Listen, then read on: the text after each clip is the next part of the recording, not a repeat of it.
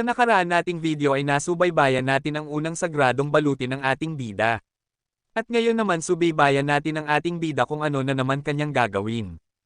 Natapos ni Yate Group President Joao Yalong ang ikatlong ebolusyon, pumasok sa ika-4 na santuaryo ng Diyos, at naging ika-83 na tao sa kasaysayan na pumasok sa ika-4 na santuaryo ng Diyos.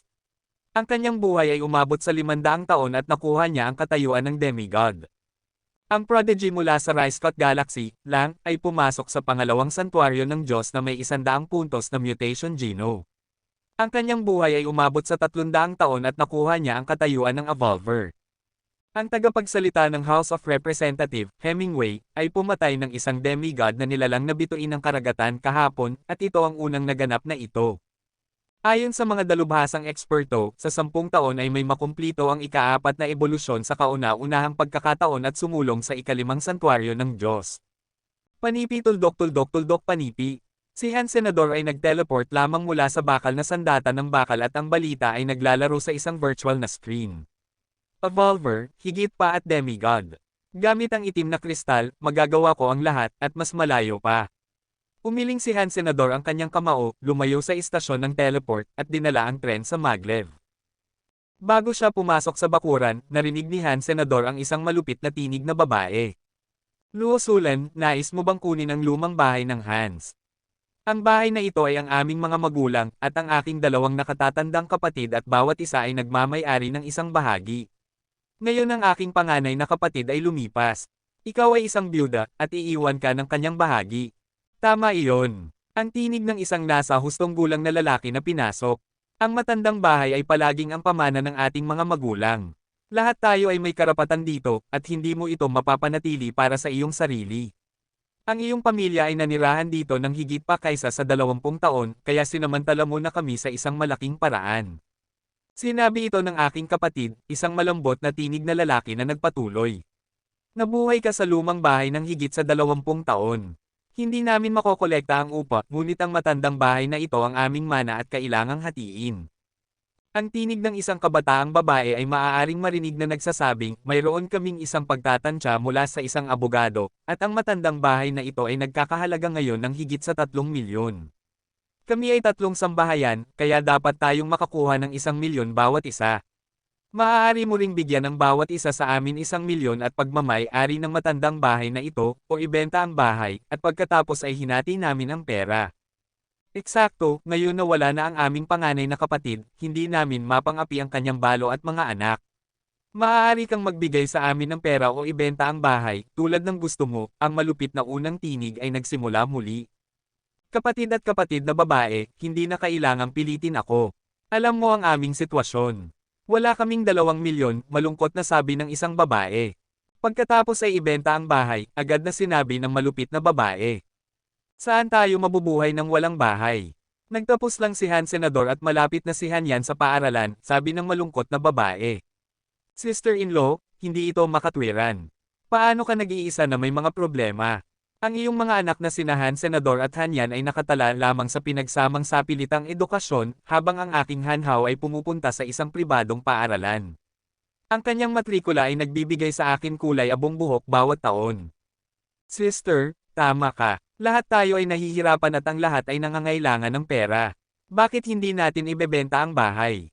Lahat tayo ay maaaring kumuha ng ilan, at makakaya mo ang edukasyon ni Han Yan, sabi ng boses na effeminate. Parin, bibigyan mo kami ng pera o ibenta ang bahay. Ang iyong pinili, malamig na sinabi ng batang babae.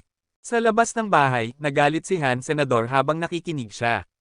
Itinulak niya ang bukas na pinto at nakita ang kanyang ina na nagpapagaan ng luha habang hawak ang kanyang kapatid na si Han Yan. Ang 5 taong gulang na batang babae ay kulot sa mga bisig ng kanyang ina, ang kanyang malaking mata na puno ng takot. Sa tabi ng mga ito, 2 lalaki at 2 babae ang lahat ay nakangiti ng walang pasubali. Paano ka maglakas loob na pumunta dito at hilingin sa matandang bahay? Itinuro ni Han Senador ang mabangis na mataba na babaeng taba at nagbigkas sa galit. Tiya, dati kang naging isang accountant sa kumpanya at nagdala ng 10 milyong sa masamang utang. Hindi ba tinulungan ka ng aking ama pagkatapos mong pakiusap sa kanya? Han Senador, anong bagay na walang kaparerekon? Sino ang nagdulot ng masamang utang? Tumigil sa pagsisinungaling, ang payat na tao na may boses na effeminate na nagtuturo kay Han Senador. Uncle, pinalabas mo ang mga pampublikong pondo ng kumpanya upang mamuhunan at mawala ng ilang milyon. Itinuro ni Han Senador ang payat na tao. Hindi ka ba nakarating sa aking bahay at lumuhad upang humingi ng tulong sa aking ama? At ikaw, tiyuhin, may utang ka sa maraming mga utang sa pagsusugal na halos napilitang magpakamatay ka. Sino ang tumulong sa iyo? Kapag ikaw ay halos mabugbog hanggang kamatayan, sino ang nagligtas ng iyong buhay? Itinuro ni Han Senador ang taba, may edad na tao. Panipi, nais ng Starry Group na makuha ang aming negosyo sa pamilya. Kung ang aking ama ay hindi kumakatawan sa inyong lahat at pagkatapos ay nagkaroon ng isang pagbagsak kasama ang Starry Group, namatay ba siya sa isang malilim na paraan? Han Senador clenched ang kanyang mga ngipin, tinitingnan ang apat.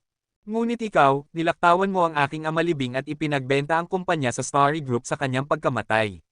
Binigyan mo ba kami ng alinman sa pera na nakuha mo mula sa pagbebenta ng kumpanya? Gayon din, sino ang nagbayad para sa iyong mga bahay nang magpakasal ka? Ang mga bahay ba ay mas mura kaysa sa lumang bahay na ito? Inalagaan mo ba ang iyong mga magulang sa isang solong araw nang sila ay buhay? Gaano ka manggahas na pumunta dito upang humingi ng isang bahagi ng lumang bahay? Panipi. Itigil mo na. Ginawa lamang ng iyong ama ang nais niyang gawin. Ang kumpanya ay kabilang sa aking ama, at lahat tayo ay may pagbabahagi. Hindi siya maaaring magpasya para sa amin. At tiyak maaari nating gastusin ang pera ng kumpanya, Uncle Han, malaki ang sinabi ni Lei. Totoo iyon. Ang iyong ama ay isang diktador, at binabalik lamang namin ang aming sariling pera. Hindi mahalaga kung ano ang sasabihin mo. Bigyan ng pera o ibenta ang bahay, kung hindi man ay makikita ka namin sa korte.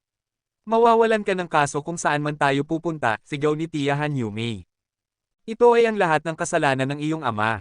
Sinimulan nilang akusahan ang yumaong ama ni Han Senador. Nanginginig si Han Senador sa galit at nadama na nagkamali sa kanyang ama. Kapag kinuha ng kanyang ama ang kumpanya, maliit lamang ang negosyo, nagkakahalaga ng 1 o 2 milyon.